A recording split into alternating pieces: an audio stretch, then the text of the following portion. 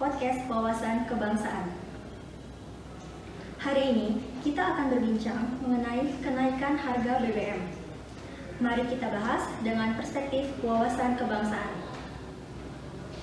Setelah sebelumnya kita mendengarkan isu tentang kenaikan harga BBM, tepatnya kemarin, tanggal 3 September 2022, pemerintah resmi mengumumkan kenaikan harga BBM. Jika kita mendengar alasan pemerintah untuk menaikkan harga BBM, itu untuk menyeimbangkan APBN. Seperti yang dijelaskan bahwa APBN untuk anggaran subsidi BBM itu sudah mencapai 500 triliun lebih.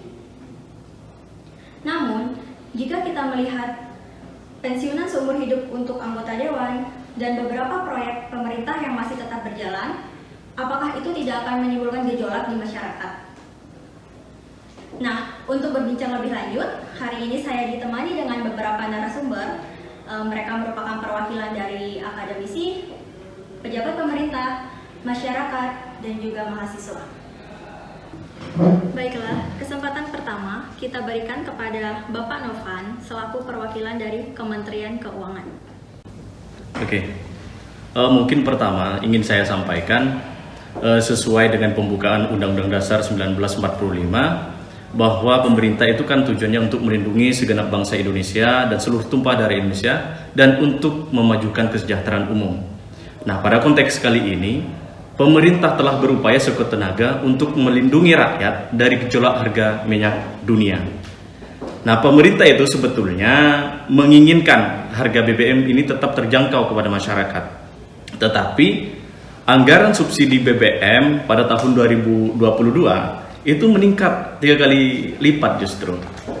Sedangkan faktanya 70% pengguna subsidi BBM tersebut adalah dari kalangan kelompok masyarakat mampu. Oleh karena itu, maka penyesuaian anggaran ataupun penyesuaian subsidi BBM ini menurut pemerintah adalah tindakan yang tepat dan benar sebagai tindakan afirmatif kepada masyarakat yang kurang mampu. Nah, kemudian pengalihan dari subsidi BBM ini kemudian akan dialihkan kepada subsidi bantuan tunai langsung kepada masyarakat. Yang itu tentu akan dirasakan secara langsung oleh masyarakat. Karena di situasi yang seperti ini, yang setelah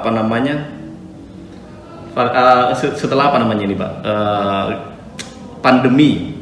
Setelah pandemi kita sudah secara ekonomi sudah amburadul ya. Jadi bagaimana pemerintah ini hadir untuk memberikan bantuan yang itu dirasakan langsung oleh masyarakat melalui pengalihan subsidi BBM itu sendiri. Nah, oleh karena itu bagi pemerintah seharusnya subsidi yang itu diambil dari anggaran negara, kita tahulah kalau anggaran negara itu kan dari uang rakyat. Seharusnya uang rakyat itu tetap dialihkan ataupun disalurkan tepat sasaran gitu loh. Baiklah Pak Novan, terima kasih atas penjelasannya. Sekarang kita mendengar pendapat dari kalangan masyarakat. Perwakilan masyarakat dari Ibu Neni, bagaimana Bu tanggapan atas penjelasan dari Pak Novan tadi yang sudah menjelaskan alasan pemerintah menaikkan harga BBM? Ya, baik, saya akan menanggapinya.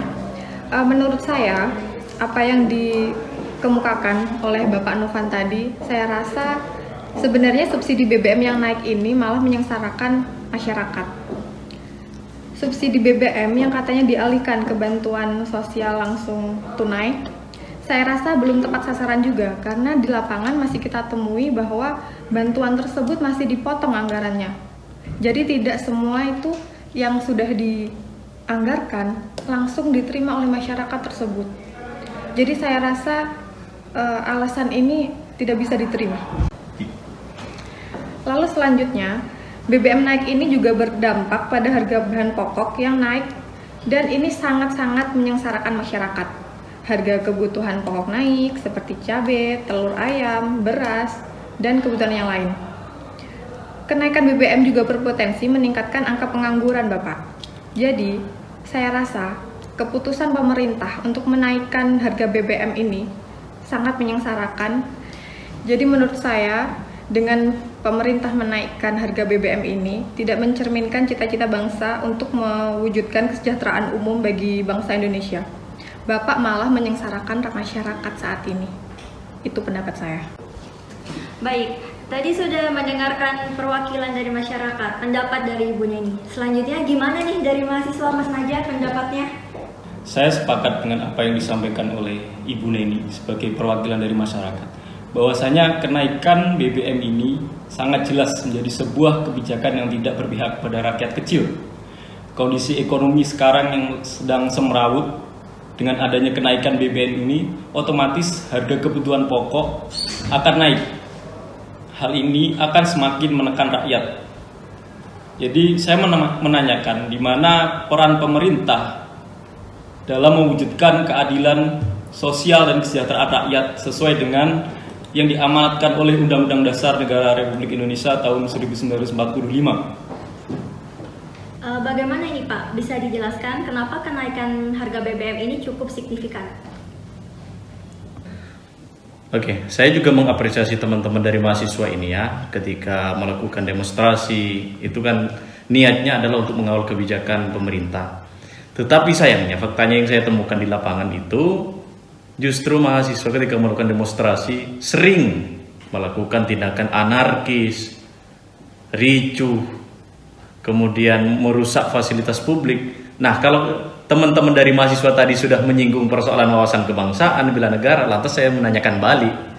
Lantas wawasan kebangsaan dan bela negara seperti apa yang akan kalian lakukan kalau dalam praktiknya kalian seperti itu? Nah, gimana ini Mas Najah? Dengan apa yang tadi disampaikan oleh Kak Novan, kalau kita lihat memang benar hampir di setiap demonstrasi pasti ada kerusuhan. Jadi di manakah mahasiswa menanamkan nilai wawasan kebangsaan dan juga bela negaranya?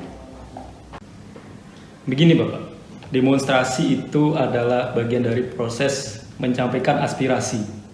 Dan demonstrasi adalah bagian dari demokrasi, di mana demokrasi adalah salah satu bagian dari wawasan kebangsaan. Di mana demonstrasi ini dilindungi oleh undang-undang. Sedangkan apabila ada mahasiswa yang anarkis ketika berdemonstrasi, maka itu hanya ulah oknum semata. Bisa juga terjadi karena adanya tindakan represif dari aparat, sehingga mahasiswa ini akhirnya bertindak anarkis untuk melawan aparat tersebut. Nah, poin terakhir yang mau kita dengarkan, bagaimana pendapat dari Ibu Neni yang mewakili masyarakat yang cenderung sangat menolak kenaikan harga BBM ini?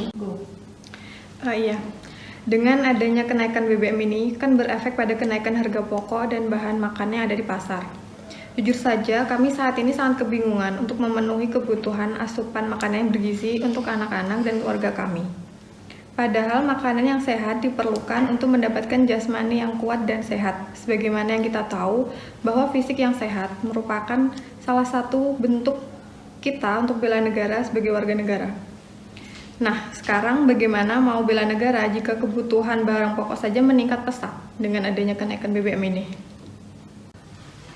Nah, kita sudah mendengar penyampaian pendapat dari perwakilan pemerintah, masyarakat, dan juga mahasiswa. Sekarang ini kita mau mendengar bagaimana sih tanggapan dari perwakilan akademisi yang saat ini diwakilin oleh Pak Rodli. Boleh dijelaskan Pak pendapatnya? Ya, baik, terima kasih Mbak Rika atas kesempatannya. Sebetulnya begini ya, sebelum saya menanggapi ini mungkin perlu kita ketahui bersama bahwa saat ini kondisi global itu sedang tidak baik-baik saja. Banyak berbagai negara sedang berjuang untuk recovery akibat pandemi COVID-19. Kita lihat Amerika misalkan sedang mengalami inflasi yang sangat tinggi, bahkan tertinggi dalam beberapa dekade sampai 5%. Ini tentu berakibat pada dunia global. Belum lagi di Eropa sedang terjadi krisis perang akibat perang Rusia dan Ukraina yang banyak bahkan juga memprediksi akan terjadi krisis pangan dan energi ke depannya. Tentu ini akan berdampak pula terhadap negara-negara di Asia Tenggara termasuk kita.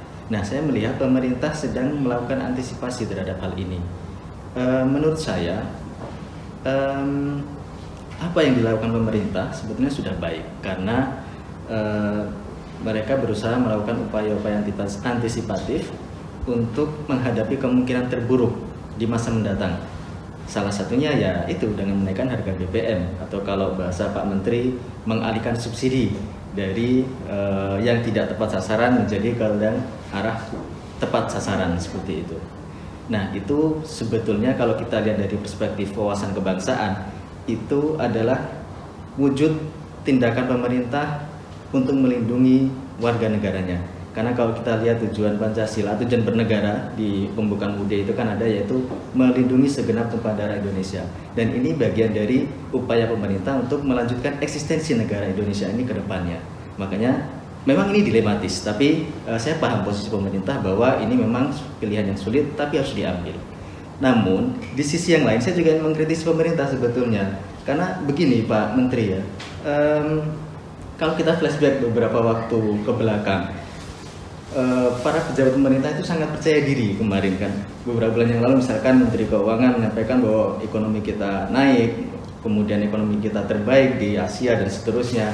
Bahkan Bapak Presiden sendiri itu mengungkapkan bahwa tidak akan ada kenaikan BBM sampai dengan akhir tahun. Tapi apa kenyataannya? Sampai ternyata pada 3 Maret berubah. Faktanya mengatakan lain. Ada kenaikan BBM bahkan sampai 30%. Nah, tentu ini yang menjadi gejolak di masyarakat. Ketika pemerintah mengatakan A, ternyata realitasnya adalah B dan seterusnya. Ya, jadi begini Pak. Dari yang saya sampaikan tadi, maksud saya adalah ketika pemerintah itu membuat public policy, utamakanlah rakyat, tempatkan pada prioritas pertama. Karena kalau Bapak mengatakan bahwa terjadi defisit anggaran, kemudian alih subsidi dan lain sebagainya, masyarakat tidak ada yang tahu itu penghitungan ABC, masyarakat tidak ada yang tahu Pak. Yang diketahui masyarakat awam yaitu bahwa ketika mereka datang ke toko mau membeli telur, oh ternyata harga sudah naik. Mereka ke toko membeli minyak, harganya sudah naik. Membeli daging sudah naik. Itu yang bisa dirasakan oleh masyarakat awam Pak. Sehingga kalau perhitung-hitungan Bapak mengatakan ABCD, mungkin masyarakat awam seperti Bu Neni tidak begitu mengerti. Tapi yang dirasakan betul oleh masyarakat yaitu dampak dari kebijakan yang dibuat oleh pemerintah itu. Sekali lagi misalkan kita karena saya mewakili akademisi, mungkin bisa kita lihat teori pembentukan negara. Kalau banyak pakar mengatakan bahwa negara kita itu terbentuk atas dasar teori kontrak sosial, di mana masyarakat itu bersepakat untuk membentuk sebuah negara. Mengutip penggagasnya misalkan John Locke atau Weierstrass, bahwa ketika masyarakat itu bersepakat untuk membentuk sebuah negara, mereka dengan sukarela menitipkan hak-hak yang seharusnya mereka dapatkan itu kepada negara, karena mereka percaya pada negara bahwa negara akan mengurus hak-hak mereka. Sehingga dalam hal ini ketika pemerintah sudah memiliki kekuasaan untuk mengatur semua itu, seharusnya masyarakat harus ditempatkan di prioritas utama. Nah, kemudian poin terakhir dari saya, mungkin ini untuk adik-adik mahasiswa, untuk Mas Naja dan teman-temannya. Sebetulnya apa yang dibilang oleh Pak Menteri tadi tidak ada yang salah, karena memang kita lihat di media di berbagai wilayah yang terjadi demonstrasi, hampir semuanya mengalami kerusakan fasilitas umum atau ada tindakan anarkisme. Nah, sekali lagi saya mengingatkan sebagai pendidik di sini, mengingatkan kepada teman-teman ada mahasiswa bahwa dalam wawasan kebangsaan kita itu memiliki namanya nilai-nilai bela negara. Salah satu nilai bela negara itu yaitu nilai cinta tanah air. Dan itu kalau dilihat lagi Mas Naja dengan teman-teman, unsur atau indikator dari cinta tanah air itu yaitu menjaga ruang tanah milik negara, milik lingkungan pribadi, kita jaga bersama. Sehingga kalau mahasiswa ini memang benar-benar memiliki wawasan kebangsaan yang baik, seharusnya itu harus dijaga. Begitu ya. Mungkin dari saya cukup itu Mbak Rika, saya kembalikan lagi. Terima kasih. Demikian teman-teman, kita telah mendengarkan diskusi isu teraktual, yaitu kenaikan harga BBM yang dibahas dari perspektif wawasan kebangsaan bersama beberapa narasumber hari ini. Kesimpulannya, bahwa masing-masing pihak memiliki klaim bahwa apa yang dilakukan itu merupakan aktualisasi dari wawasan kebangsaan dan bela negara. Nah, kalau menurut teman-teman, bagaimana nih? Apakah kebijakan pemerintah menaikkan harga BBM sudah tepat? Atau ada yang berpendapat lain? Bisa tulis di kolom komentar ya. Sebelum mengakhiri acara hari ini, kita berikan aplaus dulu untuk para narasumber yang sudah menemani perbincangan kita. Terima kasih kepada Pak Novan, Pak Rodli, Mas Naja, dan Ibu Neni. Sampai bertemu di podcast Wawasan Kebangsaan Chapter 2. Terima kasih. Wassalamualaikum warahmatullahi wabarakatuh. Dah.